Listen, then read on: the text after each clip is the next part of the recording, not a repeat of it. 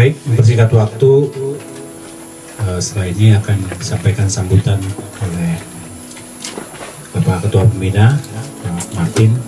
Tapi sebelum itu perlu saya sampaikan bahwa ini adalah permulaan daripada program yang sedang berjalan, dan di tahun 2020 ini dilaksanakan program pengabdian pada masyarakat yang melibatkan lembaga-lembaga pendidikan Islam, khususnya pondok pesantren yang ada di sekitar Pasir Muncang, Citeko, Cipayung, Cilember, hingga Cisarua dan sampai sana.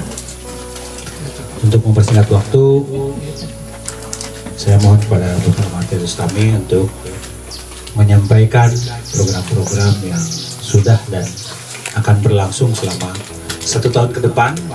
Masih ada waktu sekitar 5-6 bulan lagi menjelang Desember 2020. Mudah-mudahan program kita bersama akan 4 bulan. Sekarang sudah bulan 8 ya, bulan 8 tinggal 4 bulan lagi ya, tinggal 4 bulan lagi, mudah-mudahan bisa kita selesaikan dengan sebaik-baiknya. Waktu dan tempat dipersilakan.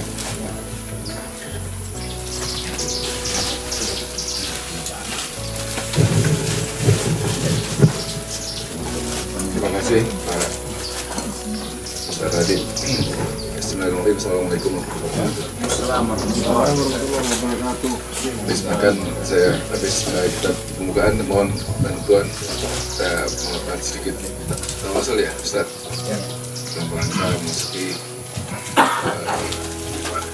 sebelum Muharram yang hari ini hari berduka juga sebenarnya bagi golongan lain. Berduka itu ya Karbala ya. Karbala. Ada ketiga buat Karbala. Alhamdulillah wa syukurillah. Wassalatu wassalamu ala habibina wa syafi'ina wa dhulina Muhammad. Para kiai yang saya hormati, yang namanya Pak Iza sebut asisten para kiai juga, para satis. Hari ini alhamdulillah kita bisa berkumpul di tahfiz camp yang dikelola oleh Universitas Juanda. Tahfiz camp ini sebenarnya sedang dalam proses pembinaan. Kita sedang bernegosiasi dengan PTP untuk mendapatkan 20 hektar di sini. Ini ada salah tulisan ex PTP, sebenarnya belum ex ya, masih PTP. Ada yang ayana langsung pergi takut cara alat ya. Tidak ex PTP, tapi PTP.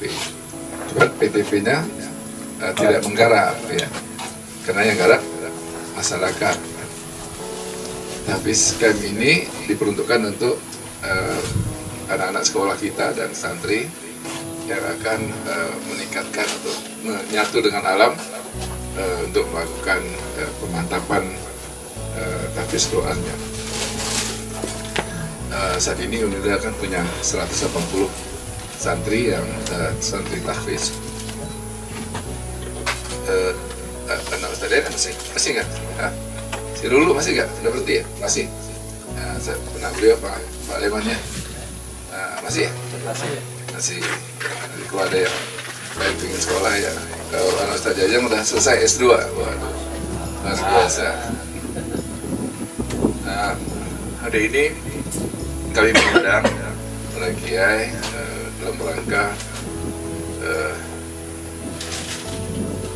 perkenalan awal dari kegiatan kita tahun 2020 yang sebenarnya harus kita lakukan sudah lama, sekitar bulan April ya. Tapi karena memang pengetatan PSBB dan lockdown ya, jadi kita tidak berani. Kita adakan di sini sambilan memperkenalkan tahfiz camp, jadi atas usul Ustaz Jajang kita panggil sahabat-sahabat UNIDA ya, Syahada ya. Syahada masih aktif nggak Syahada? Masih. Kalau tahun yang lalu kita garap masyarakat, santri-santri, saya santri juga ya, ibu-ibu, kelagapan juga ya UNIDA tahun lalu. Ruginya rugi 200% dari pemerintah siapkan. Nggak banyak dananya dari pemerintah untuk Unida berbagi-bagi gitu ya. Berbagi-bagi itu maksudnya apa?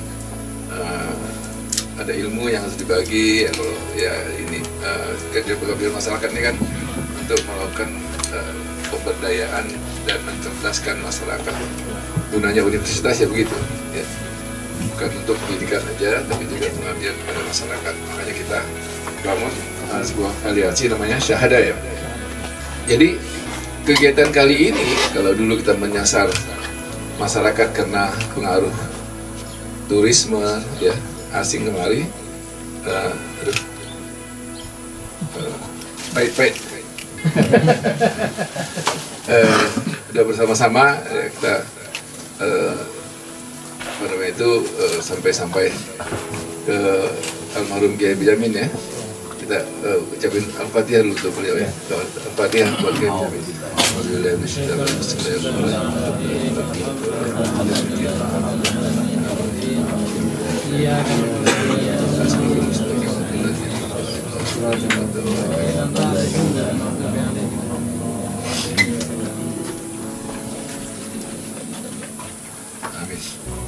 Silakan saya lanjutkan ya. Oke. Nah sekarang berdasarkan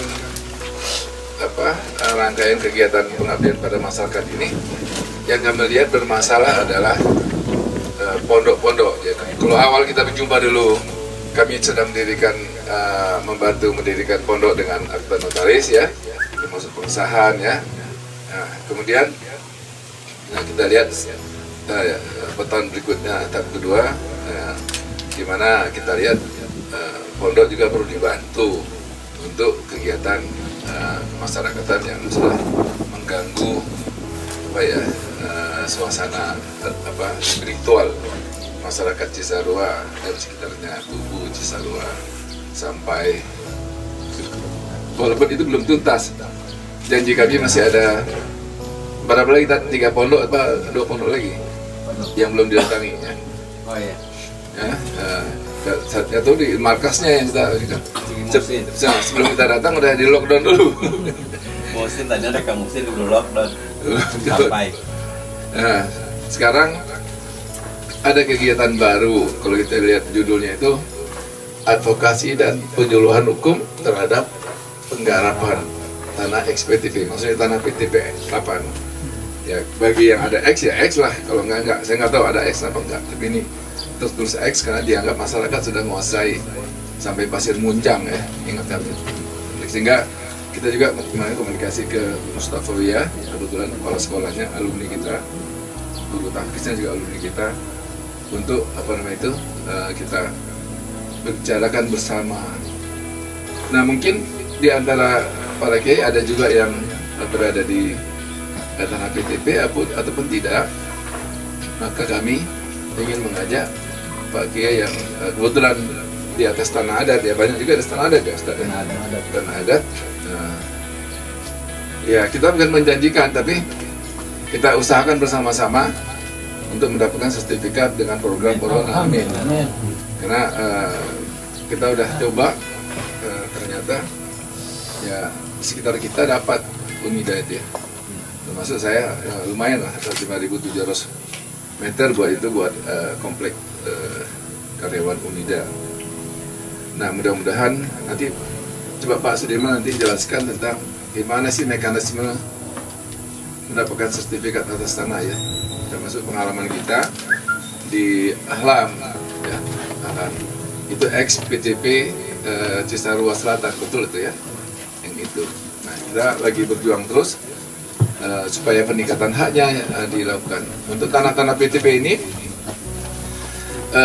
pada dasarnya kami berharap pada bulan November bisa terkumpul semua orangnya, karena mungkin sudah bisa bebas dari lockdown ya. Karena sekarang ini kita juga nggak berani kalau bikin acara terlalu terbuka ya, nanti kita dapat teguran dari pemerintah. Nggak mau juga sih saya, malah wisuda kemarin, wisuda di rumah kan, wisuda daring. Ustadz Jajang tuh anaknya ya di wisuda dipindahin kucurnya di rumah. Ya, karena nggak boleh ya, nggak boleh. Padahal itu kan penting sekali. Kami punya perencanaan wisuda berikutnya bulan November atau awal Desember. Nah, nanti mungkin yang ada di wisuda di rumah dikumpulkan lagi di wisuda di kampus. Jadi di bulan November untuk tanah-tanah PTP, bukan tanah ex-PTP ya, saya ulang lagi ya, jadi biar jangan salah. Namun kalau memang ada tanah ex-PTP berikut juga ya, karena kan ada juga tanah yang sertifikatnya sudah berakhir. Karena PTP ini kan punya hak guna usaha. Hak guna usaha itu hak mengusahakan tanah, bukan hak memiliki tanah. Hak memiliki tanah tetap tanah negara atau tanah adat atau agendum per ponding. Zaman dulu tuh ada agendum per ponding namanya. Tapi dilakukanlah kata dalam istilah bahasa Belanda itu nomenklaring. Nomenklaring itu penyataan daripada pemerintah zaman Hindia Belanda, semua tanah yang dipakai pertanian ya perponding itu dia tanah guna usaha. Itu dulu namanya erpah, hak erpah ya. Hak erpah. Nah zaman sekarang namanya HGU. HGU itu sementara ini sekarang ini kan memang wilayah PTP, dan saya melihat banyak sekali masyarakat, orang perorangan atau pondok pesantren yang berada di wilayah tanah bekas, bukan tanah PTP ini, termasuk bekas di Carul Selatan. Saya juga nggak mau kena kondisi seperti sekarang ini. Pondok pesantren itu ya udahlah nggak punya uang, udahlah apa namanya itu santrinya juga nggak bayar, atau tanahnya nanti digusur-gusur gitu ya, ya digusur-gusur. Nah bagaimana kita nanti bersama-sama mudah-mudahan tahap berikutnya kita bikin corona pondok pesantren ya. Biarlah UNIDA yang kerja, tapi kita mohon Pak Kiai mendukung dari bawah dan mendoakan dari atas gitu kan, dari bawah rame-rame dukung kita, kemudian dari atas kita doa semoga terketuk hatinya. Kan sekarang Jokowi kan sedang asik-asiknya dulu ya bikin namanya PTSL untuk sekitar kita Citeko, Cisarua, Megamendung dan apa itu Tugu. Kita bikin proyek kita yang saya sebut dengan Bau Punjur, puncak dari Cianjur. Ya. Tapi saya nggak tahu Cianjur ada berapa ya pondok yang berdiri di atas PTP, karena PTP 8 ini ruang lingkupnya sampai sejauh barat semua ya, sampai ke Subang sana, Jawa Barat, Banten, Lewiliang ya, Banten juga ada. Jadi banyak yang mereka nggak sempat garap atau mungkin ditinggal. Kenapa ditinggal? Karena mungkin tanah udah nggak produktif lagi untuk penanaman komoditas PTP. Nah, yang saya nggak senang ya, kenapa nggak senang? Karena saya kan pengajar hukum tanah gitu lah. Itu banyak tanah dimainkan oleh biong, termasuk kami kena ini biong. Sahabatnya Ustadz Ucup, sebelah rumah tak Ucup, tapi sahabatnya Ustadz Jajang. Ini kita kasih bebaskan. Ustadz Dale, nah, itu kan biong juga ya, biong kelas juga itu. Nah, ini tapi kami gunakan di sana buat laboratorium pertanian, perikanan dan peternakan. Sebelah sana, seberang ini. Kalau ini kita mau bikin tahfiz kan. Biong-biong itu yang bikin suasana di Cisarua atau di Citeko ini jadi nggak sehat. Kenapa nggak sehat? Termasuk ke Pasir Muncang ya, karena saya punya tanah juga lebih kurang 1.700 ya. Yang di pasar Beliunan udah 1.700. Ya itu nggak digarap orang, ada orang jual ke saya. Saya bilang ya ada orang jual tanah, masa saya lepas itu. Kalau dengan PTP kan jauh, nggak digarap oleh PTP. Ya daripada digarap oleh biong, mending saya beli. Saya bikin rumah peta situ, ya rumah petaan. Terus dilarang sama BTP, orang yang mengatasnamakan BTP dan lurah, saya suruh Kapolsek, kebetulan murid saya kan, selesaikan itu kan, beres Pak. Ya lu tanah ditinggal, digarap nggak mau, yang main bingung kan dia. Nah, ya kalau bingung main gimana? Yang rugi siapa? BTP yang rugi kan? Tapi kalau kita seperti Unida resmi, pondok pesantren resmi, kita bekerja sama dengan PTP, kemudian ada hak di situ. Bisa pertama hak pakai dulu, ya kan? Hak pakai dulu, baru pelan-pelan nanti dilihat. Kalau PTP berakhir hak guna usahanya, diukur oleh agraria BPN, itu tidak digarap oleh PTP, itu lepas saja. Jadi hak tanah yang langsung dikuasai negara, atau bisa juga tanah adat. Nah itu bisa hak milik.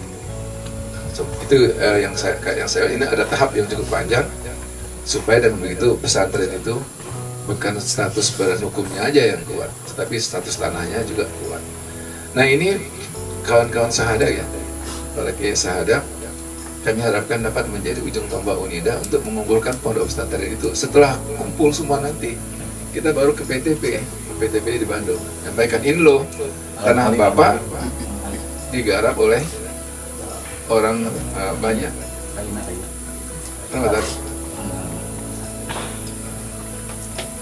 Jadi oleh karena itu saya berharap kira-kira anggota Syahada, sahabat Unida dapat berkontribusi mengumpulkan beberapa pondok pesantren. Jadi manfaatkan Syahada itu manfaatnya manfaat keluar buat pondok yang lain. Jadi ya kita dapat bantulah pondok-pondok yang belum tersentuh sama Unida. Yang baru tersentuh kita baru Mustafawiyah yang menggarap 20 hektar. Mereka bikin kebun salak itu. Ketika Pak Samsul asisten kita ke sana, itu juga tanah PTP. Nah mereka ada MOU-nya kalau begitu aja repot, ya kan? Ada hak itu, PKSO. Kita mau minta PTP berkenan lapang dada, toh kalau dikasih ke pondok pesantren kan tidak lepas ya. PTP pun dapat untung. Untungnya apa? Ibadah kan? Ibadah. Untungnya apa? Ya tanahnya nggak digarap liar oleh buyung-buyung. Kalau dia tidak digarap oleh buyung-buyung, digarap oleh pondok pesantren, itu kan insya Allah bermanfaat buat PTP-nya juga, bermanfaat buat masyarakat, dan ada kepastian. Nah ini tolong. Selamat datang. Nah, jadi itulah maksudnya kita berkumpul. Untuk kita minta bantuan para kiai untuk menyampaikan ke kawan-kawan yang ada sekitar tanahnya yang kebetulan menggarap tanah PTP untuk kita bersama-sama. Kami akan bantu juga nanti. Ini penyuluhannya dulu. Nanti tahap berikutnya kami akan bantu proses berikutnya supaya status tanahnya jelas. Itu udah kami coba di apa tuh? Mana tuh? Alam kampung apa namanya? Yang kita di Alam. Baru Siram ya? Di Baru Siram keluar sertifikatnya. 2 sertifikatnya keluar. Ini boleh sampaikan ke kawan-kawan yang tidak ada di sini. Kami juga tidak terlalu nanti kami kirimkan surat kepada pondok pesantren terlakukan survei oleh Samsul untuk disampaikan bahwasanya kita ada program ini. Kalau kemudian gimana langkah keluarnya? Ya kalau udah kiai berkumpul, kan Republik ini kan dimerdekakan dengan kerjasama kiai dan para pejuang, ya kan? Masa maksud kita kumpul, kemudian kita kembangkan informasi ini. Nah nanti bulan November, saya minta kumpulnya di Mustafawiyah nanti, ya. Tapi hari ini saya akan minta Pak Sudiman Syotang, Kiai Sudiman Syotang, pimpinan Pondok Pesantren Mahasiswa Bina Tauhid, akan menjelaskan sedikit banyaknya tentang gimana sih sertifikat itu dan gimana prosesnya. Karena beliau sudah sukses mengurus tidak-tidaknya hampir 1 hektar sertifikat. Sekarang lagi ngurus 1,2 hektar di Gadok.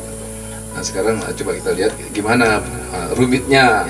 Nah kalau kita bersama-sama, mudah-mudahan kerumitan itu bisa terhindar. Dan insya Allah Unida dengan adanya ini sudah mulai, ini tidak mudah, tapi ya kita dengarkan. Dengan kita bersama-sama, mudah-mudahan saya akan kumpulkan seenggaknya 150 pesantren nanti. Seluruh ada yang ada di sekitar kita. Ya, Buah Puncur. Kumpul bersama-sama di Unida, kita gerak bersama-sama, kita gugah bersama-sama. Di sana ada niatnya niat baik aja, tapi strateginya kurang kan itu kan. Nah itu dia. Oleh karena itu mudah-mudahan dengan ada Unida, niat baik dan strategi bisa jalan bersama. Demikian dari saya, pendahuluan dari saya. Nanti kalau ada dialog dimungkinkan. Silakan Pak Sudiman. Assalamualaikum warahmatullahi wabarakatuh. Salam. Alhamdulillahirrahmanirrahim. Wassalatu wassalamu ala asyrafil anbiya'i wal mursalin wa ala alihi wa sahbihi ajmain.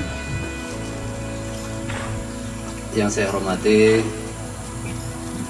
para kiai yang tanpa mengurangi rasa hormat, saya tidak bisa sebutkan satu persatu namanya. Yang saya hormati Bapak Martin Rustami, Pak Radit, serta hadirin yang seluruhnya dimuliakan Allah Subhanahu wa Ta'ala. Terlebih dahulu saya perkenalkan diri.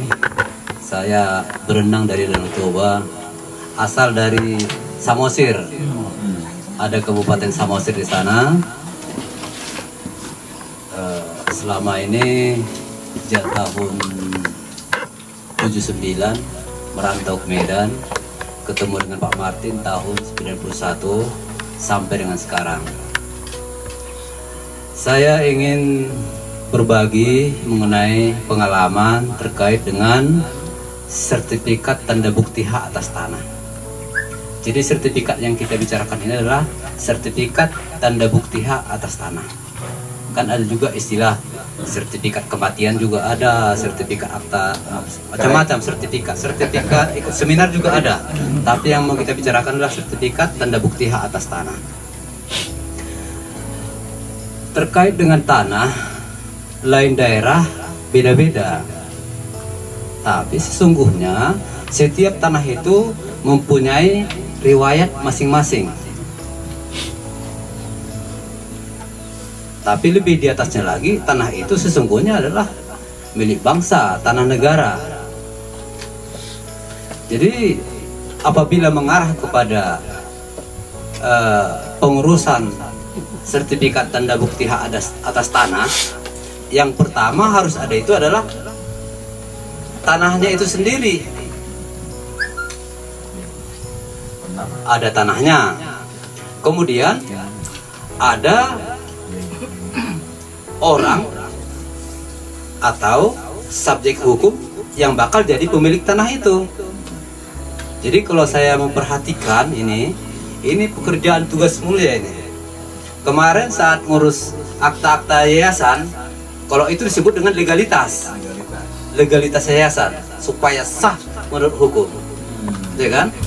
Kalau sekarang ini membicarakan tanda bukti hak supaya sah menurut hukum, saya kira cuman mau ngomong legalitas yayasan aja.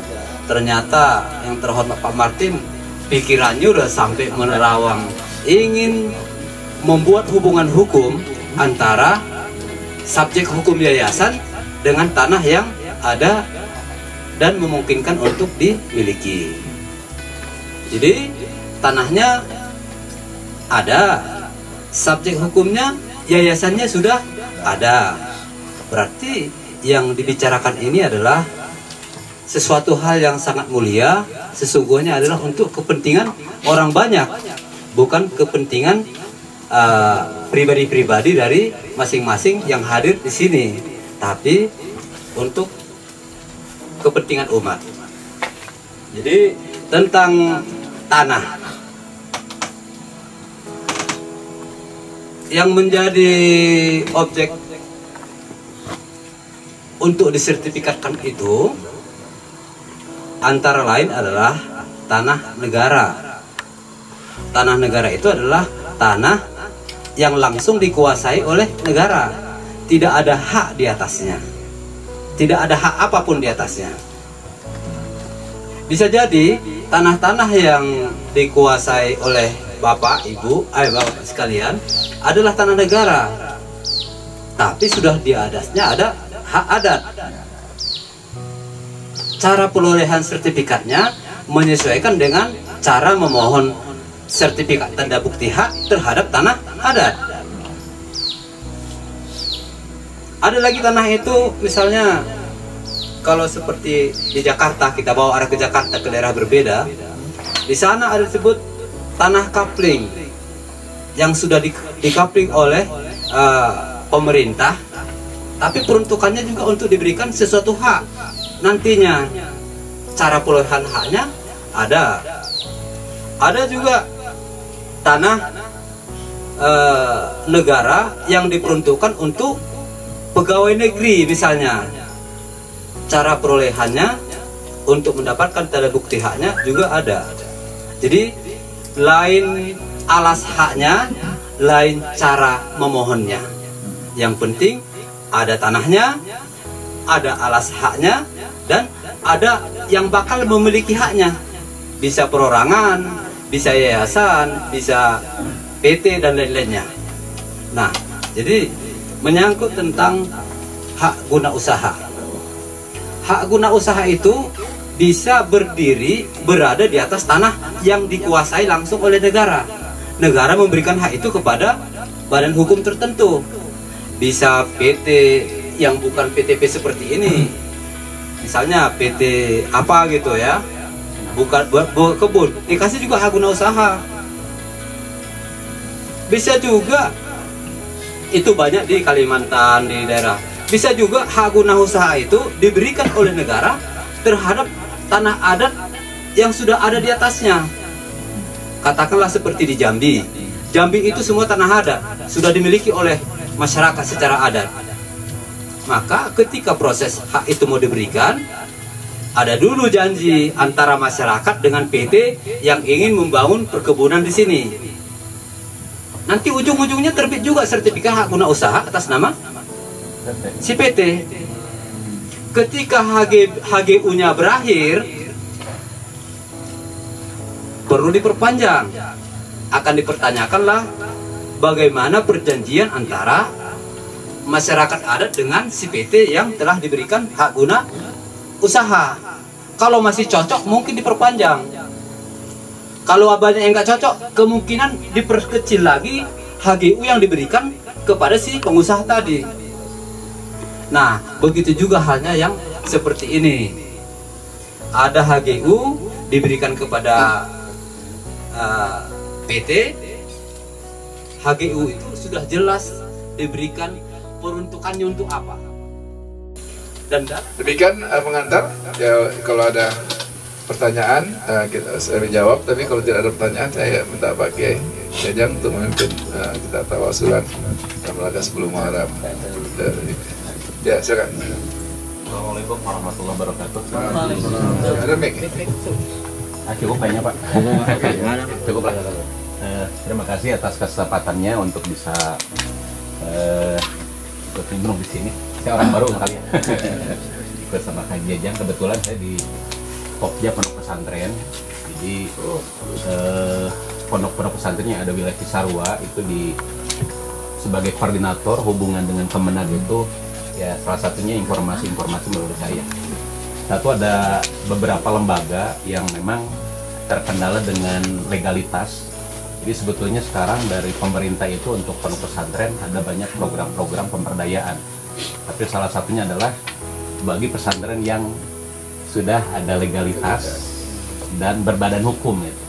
Nah, saya ingin apakah termasuk masih ada program dari UNIDA untuk badan hukum, yayasan, itu yang pertama.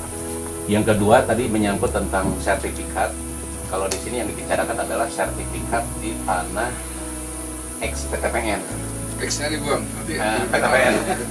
Apakah ini juga berlaku untuk memang tadi ada tanah adat? Jadi memang boleh dikatakan hampir 100% saya yakin di sini itu tidak mempunyai sertifikat.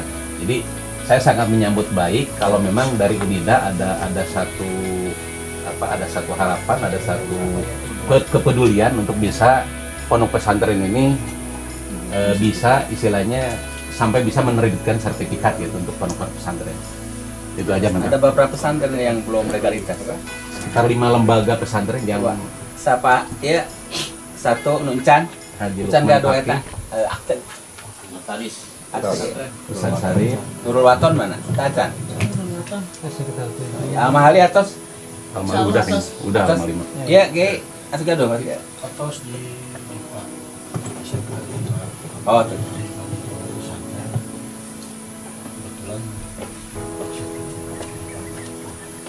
Pandang.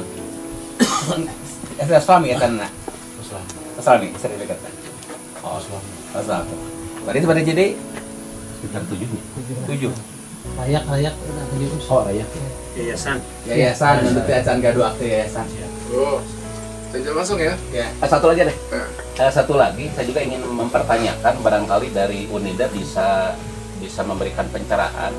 Salah satu daripada omnibus apa tuh? Jadi setiap lembaga pendidikan yang tidak ada legalitas itu bisa dipidanakan juga, ini kan? Enggak, Itu ya? omnibus dulu. Yang Kepres atau yang tahun 2020 itu. Jadi ketika lembaga pendidikan tidak ada legalitasnya itu bisa dipidanakan. Makanya perlu pencerahan juga bagaimana solusinya. Gitu. Karena banyak termasuk di Cisarua yang sudah punya legalitas itu sekitar 25 atau berapa, tapi lembaga pendidikan pesantren lebih dari 50 sebetulnya. Tapi tidak mempunyai legalitas atau pengakuan dari Kementerian Agama. Itu aja. Al-Khairiyah. Ya, memang kita melihat memang belakangan ini pondok pesantren itu ditekan ya, ditekan. Memang ada kecurigaan apa namanya itu, mungkin karena ya alumninya tadi bingung mau kerja kemana kan gitu kan, lebih mudah orang merekrut yang ya 1, 2, 3, 4, 5, 6 lah ada. Itu makanya kami ingin merapat ke pondok pesantren supaya jangan dituduh macam-macam pondok pesantren ini. Maka kami UNIDA itu ingin menjadi bapak angkatnya pondok pesantren, terutama yang kobong di seluruh Bogor, Puncak, Cianjur. Itu udah kami lakukan, dan sampai dengan Sukabumi kita jalan Ustaz Jajang ya. Kemana yang mau saya dimanapun diikuti. Untuk legalitas tetap terbuka. Ya. Walaupun dulu Bu Nurhayanti, Bupati dia ada program itu, tapi sebentar yang notarisnya kawan saya kebetulan Burhan namanya. Kalau ke saya, Bang, saya ada program ini Bupati, sebenarnya saya ada jalan. Lebih kurang dengan Cianjur, dengan Sukabumi ya ada 100 ya Pak Sudiman.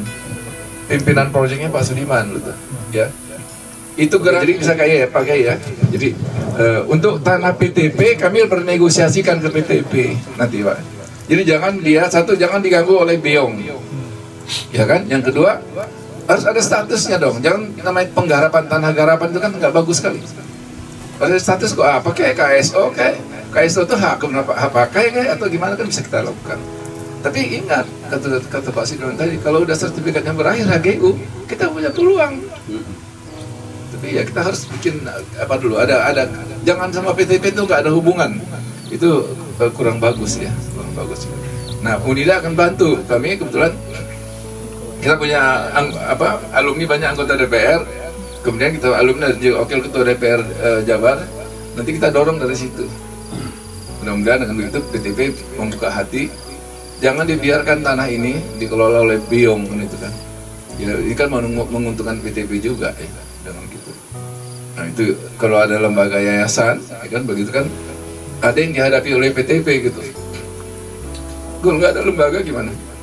Nah, nanti kita bikin bersama-sama KSO dengan PTP gitu. Nah dengan demikian PTP banyak untung, tanahnya jelas, kita juga untung punya tanahnya yang jelas. Demikian saya pikir sementara waktu saya serahkan ke Ustaz Jajang untuk tawasul. Semoga UNIDA makin berjaya. Amin.